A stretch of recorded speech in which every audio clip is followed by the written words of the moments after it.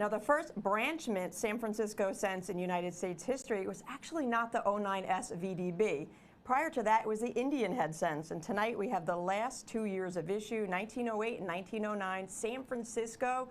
Wait till you see how beautiful these coins are. Look at these two. We have 1908, 1909, the last two branch mint San Francisco cents in the series before we transition to the Lincoln cent program. And not many know that these exist because so few were made each one of these years. Again, the first coins made by the U.S. Mint were the half cent and the large cent, and they were made up until 1857, and then we transitioned to the small cent for the first time. But all those early coins were all Philadelphia Mint issues. A branch mint, in this case, San Francisco, didn't strike a cent, a piece of copper, until 1908. That first S mint, the first branch mint, is the deal. But in 1909, the rarest of them all surfaced. That is because at the same time, we had the Lincoln cent being issued. We had the Victor David Brenner fiasco with the Lincoln. And with all that said and done, this Indian is still significantly rarer overall. These are all hand-selected, beautiful brown color. It's just clean-looking coins for the collector. And again, look at our prices. We are not close, we are significantly under that of our competition. 1908, we're at $149.95. Our competition is out there in the marketplace at $256. And the 1909, we're at $499.95. Our competition is around $1,260 for that same exact coin. So your choice tonight. We brought them both out for you. We were very fortunate to find a handful of each at the last show. So we're able to bring out as a your choice, whether you would like to join us with the 08 or the last year, the 09. They're both available tonight.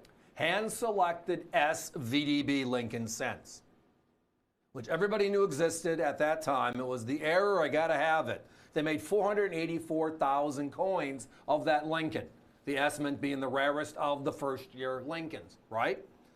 This one only has a mintage of 309,000. If you go to population reports, there are fewer of this one known than fewer of that one known, yet they sell for a fraction of the price. And that's just because, well, the average individual didn't realize in 1909, the 51st year of the Indian head cent, that there was Philadelphia's and San Francisco's. For that matter, they didn't know that in 08 either. But both of them, the first chapter is mintage figures. San Francisco, low mintage, extremely low mintage in the 09. And then again, value, outright rarity in the value. The first two in the history of the U.S. Mint. And again, they started making coins in 1793. It was over 100 years, and the cent and the half cent were the first coins ever made. And it was over 100 years before a branch mint. Not Carson City, not New Orleans, not Dahlonega, not Charlotte. San Francisco in 1908 for the first time.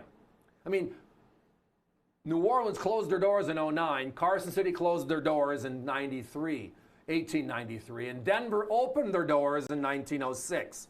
But still, with all that said, it was still San Francisco in the 08 and the 09 here that grace the honor of having the first branch mint cents ever.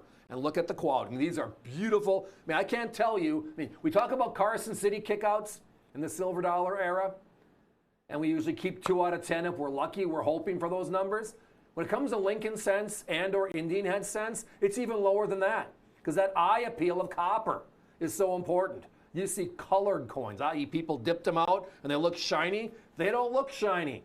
They're not supposed to look shiny. But finding that homogeneous look like these, especially at these prices. I mean, with a competition north of us by almost $1,000 on that 09S, wow.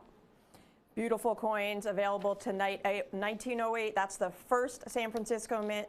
1909, the last San Francisco Indian head cent tonight. $499.95 for that one, savings of over $700 from our competition, and saving over $100 on the 08. And even 1908 Philadelphia, they made 32.3 million coins that year. Philadelphia mint 1908 cents and just 1.1 million on the San Francisco. So the rarity factor is there when you compare mintage from mint to mint, Philadelphia versus San Francisco. And then that 1909, you referenced how the rarity of that one, just 309,000 made out of San Francisco. And even compare that to the 14.3 million made out of Philadelphia in 1909. So these two are very, very special. Again, why we referenced earlier, a lot of people do not know about these because the vintage figures are so small. There's very, very few coins out there, especially in this hand-selected quality circulated grade. Again, the Indians started in 1959, right? First year, unique design without the shield, and from 1860 all the way to the present, 1909, 50 years of the wreath as we see it right here, which is the shield at 12 o'clock. Collecting all 51 years is a challenge, but it's a fun journey, right? That's what we're in this for, the hunt.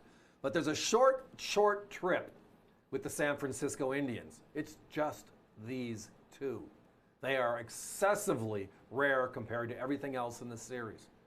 I mean, the 1877P is the other key coin, right? I'm sorry, the 09S, way more difficult to find in quality condition, and it's more affordable. There are more SVDB Lincoln cents in 09. 100,000 and some, almost 200,000 more, and it sells for more. Can anybody understand? I mean, and there are more of them available. Look at the population reports. So this is just a fun opportunity to get in on that time frame in U.S. history when things were changing, right? The turn of the century, Roosevelt's desire to have our coins be a little bit more beautiful. The Renaissance, I guess, is what they call it. And at that same time, San Francisco steps up and makes their first cents ever. Guys, we're down to only a couple of those 09S left, down to less than 10 of the 08S. avccoins.com, the phones are backed up. I think we need to put that 1 minute clock up.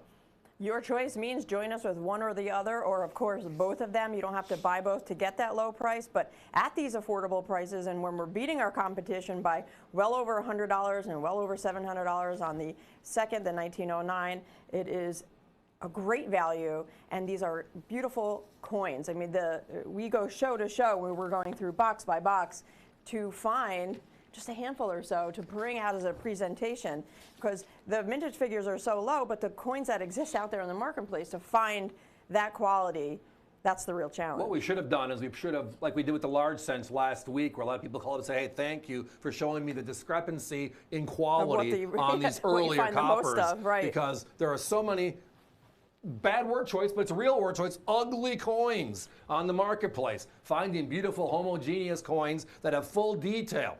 And then making sure the obverse matches the reverse is one of the hardest things, period. Because of how they were stored, they might not look the same. We spend all of that time and effort for you, and we still kick butt on our competition. Not $256, we're at $149. Not $12.59, odd price point, we're at $499.95. You gotta join us.